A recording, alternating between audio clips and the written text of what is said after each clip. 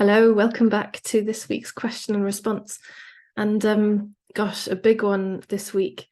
The question that came through was asking this person has begun their awakening journey, and they asked or stated, "I used to be a nice person before awakening, and now I seem to be a narcissist. What happened?" Question mark, exclamation mark. What happened?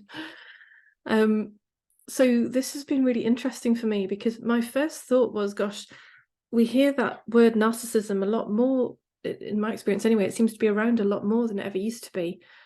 And so I went to the good old internet to see what it had to say about narcissism. And I was really interested. I'd never heard this before, although I'd had the thought in response to this question around there being kind of like a normal level of self-centricness, and then an unhealthy thing that we might call narcissism, where it's actually harmful and hurtful to other people. And that is confirmed in the in this information online, but it actually calls all of it narcissism, and is basically saying there's almost like a spectrum from normal levels of self-centeredness, which could be just described as healthy self-esteem and, you know, having a self, at least some level of self-importance. You know, I matter, my needs matter too. From that end of the spectrum all the way along to what we might imagine of narcissism as being incredibly destructive and hurtful, both to the individual and to others around them. And it also talked about 3 dimensions of narcissism. So there was, I think I'm going to say this right, agentic extroversion, agentic, and that was to do with dominance and grandiosity. I'm more important than you, dominating others from that position. Self-centered antagonism, which is about entitlement and manipulativeness. I'm entitled to have your love. You should be worshipping me. I am amazing, and I will do whatever I need to do to make sure that you see that and give me my warranted love and appreciation, that kind of thing. My interpretation, at least, my interpretation. And then the 3rd dimension was narcissistic neuroticism, which is where there's shame and a need for admiration. So it's kind of like that to me feels like almost like the shadow of it. Like it would come across as victim perhaps, but in that victim space, you know, victim is a very self-centric stance. And so from that narcissistic neuroticism space, we're in that victim position and we're ashamed and we think we're terrible, and that's all self-centered. I'm bad, I'm awful, I'm not good enough, and seeking that admiration, seeking that validation from others. So that in itself was really interesting to me. I hope it's interesting to you to kind of perhaps broaden the perspective of what we're talking about when we're talking about narcissism. And with all 3 of those, if you're courageous and honest, you will look to your own experience and see where that's you too, in some form, in some shape. I imagine you will find a level of perhaps each of those 3 forms of what we call narcissism. And let's just also bring back in that reminder that, you know, this person's saying, you know, what's happened? I used to be nice and now I'm a narcissist. So let's bring in, and I don't know where that questioner feels they sit on this made up spectrum of narcissism, but it could be this low level of it, and it could be the extreme version. We don't know. I don't know this person's experience, but check in with yourself. You know, that's always what these this engagement, these relationships, the whole reason for this world is for us to have the world as our mirror, to help us see our own selves more clearly, the character. You know, when we're talking about narcissism, we're talking about the character. We're not talking about who we really are. Who we really are, that which is aware of all experience, is also aware of narcissistic behaviors. And therefore, to begin with, we can see that narcissistic behaviors are not who we essentially are, and they may be appearing in your experience. So notice that for yourself. Bring this into your own awareness. Consider the world a mirror to show you where that could be playing out for you. But to come back to the original question. Oh, and just I don't know if I really clarified this, but the purpose of what I've just said is for you to enlighten yourself of any ideas that, oh, narcissists are right there, over there. The minute we create this imagined separation and an imagined barrier where, oh no, I'm not like that, they're like that, oh, we create so much upset within ourselves and with others, because we're completely delusional, if I'm honest, if we believe that we have zero narcissistic capacity within us. And we've just cemented ourselves as this good person over here, and we've cemented them as that bad narcissistic person over there. We've created a false separation. We've lost sight of the fact that we are all the same awareness appearing as these different people. And so that feels terrible. It feels very much, it creates conflict within us. It feels so opposed to how we know ourselves to be and who we know ourselves to be. So the purpose of us looking to see where is this in me too is to collapse these mental ideas that somehow they are another over there who is so different and so in opposition to how I am.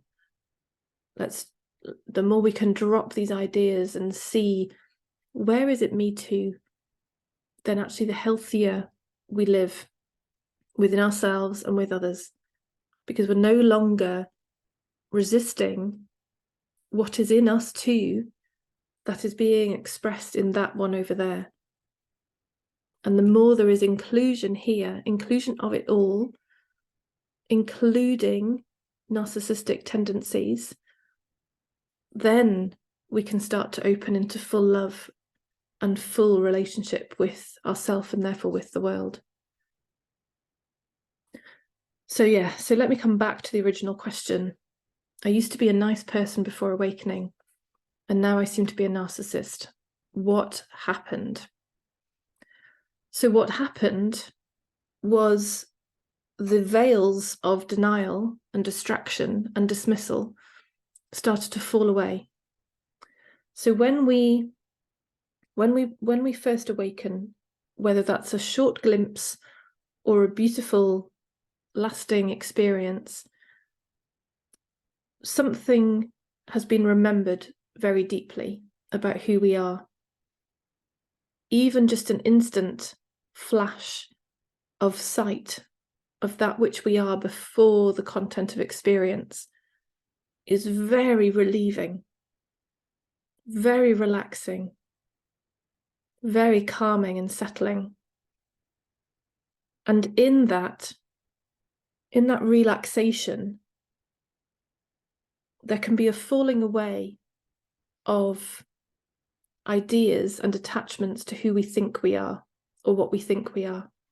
So there's already been a disidentification from me as the character, me as the person. And in that falling away, in that disidentification, there is then the falling away of some of the learnt behaviours and socially acceptable ways of being that have been layered over old ways of being. And so as those more superficial, learnt acceptable ways of being fall away, it reveals the layers beneath. It reveals that which we were covering over with the socially acceptable. Because what most of us haven't ever done is go through life including all of the behaviours that we've displayed, all of the patterns that we've displayed through our life. Most of us have displayed the behaviour, been told it's wrong, been told how we should be instead, and so there we've covered over what was there before with this new more acceptable behavior. And again and again and again. So we have these layers of unacceptable, supposedly unacceptable, covered over with socially acceptable learnt behaviors. Unacceptable, socially acceptable learnt behavior. Unacceptable, socially acceptable learnt behavior. So we've, in fact, my friend, I've often heard the, covering horse shit with nail varnish. She used another one which was dipping turds in glitter. So that's basically what we've done. But it's not shit. It's not wrong. It's not bad. But that's what we've been taught it is. We've been taught that there's bad behavior. And then we've not been supported with the inclusion and understanding of that. We've not been taught that that's not who we are. We've been told you are bad. You shouldn't do that. You should do this. You should behave like this. And so in our innocence, we just heard, oh, I am this bad behavior. Oh my God. And apparently, if I cover it with this good behavior and behave like that instead, then I'll be accepted. Then I'll be loved. Then I'll be included. Then I'll keep being fed and kept warm and sheltered, and I'll get my education and blah, blah, blah. So we spent our lives covering what's been labeled bad and wrong with what's been labeled good and socially acceptable. So as I say, as we awaken and we catch sight of that relief and we return to that feeling of the relief of ourself, the tension and the effort which has gone into maintaining these learned socially acceptable behaviors gives up. It falls away. It's like, oh, I don't have to do that. And in its place, what is revealed, what is seen, is what's been counted as socially unacceptable, what's been labelled bad and wrong, which could well include what might be termed narcissistic behaviours, which could be anything from being self-centric to being actually harmful to yourself or another. And so it makes perfect sense, because what's wanted is to return to the feeling of wholeness in ourself. We've seen that which knows all experience, that within which all experiences arises. So we've caught sight of that wholeness. And now that wholeness will infiltrate into our lived experience and start to reveal these places where we've been trying to pretend we're separate. We've been trying to separate off parts of ourselves and say, oh no, that's not acceptable, that bit. No, put that bit over there. That's not okay. Deny that bit, push that bit away. When really, if we're to live in alignment with ourself as wholeness, it must all be brought in and included. It must all be loved and seen and understood. Now, if you have young children or teenagers in your life, you'll see that we could label their behavior narcissistic. There is a self-centricness to being a young person. It's about me and my world, and it should go my way, and I want this and I want it now. There is just an inherent developmental stage that we go through that could look narcissistic. We could label it that. In gentler terms, we could label it self-centric or self-centered. And with time, we grow and we mature and we realize, oh, I'm not the center of the universe. But rather than doing that through inclusion of that self-centric stage of development, we do it through denial of that self-centric stage, because we're told it's wrong, because we're told it's bad, because we're told we shouldn't be like that. So as I said before, we cover it over then with the socially acceptable. And then people start praising us and telling us we're good and loving us and giving us jobs and telling us, yes, well done. And so we keep doing it. We keep doing the learned behavior until we awaken. And the relief of that causes that socially acceptable behavior to fall away, because the effort of doing that is no longer making sense. And that reveals the layers beneath that are here to be included, returned to not even returned to. It never stopped being in the wholeness, but at least within our experience returned to the wholeness that we already are, the inclusion of all that already is. So as much as it might be uncomfortable and difficult as we move through these stages of what's been deemed socially unacceptable being brought back up to the surface, it is a necessary part of the process if we are to live in full, genuine alignment with ourselves as that wholeness, as inclusion, as love. So it really is a healthy movement back into that remembrance of your wholeness. It just can feel super uncomfortable as we move through it. And it can look wrong. It can look like this is going wrong. It can look like I should never have set foot on this path. But it is going right. It is just the revelation of that which has been denied and dismissed in order that it can be loved and included. I'd love to hear your experience on this. Do drop below in the comments what's resonated, what's landed. What supposedly socially unacceptable behaviour have you seen returning through your journey? Have you also moved on through to the inclusion of that, and what's that like? Much love, and see you again next time.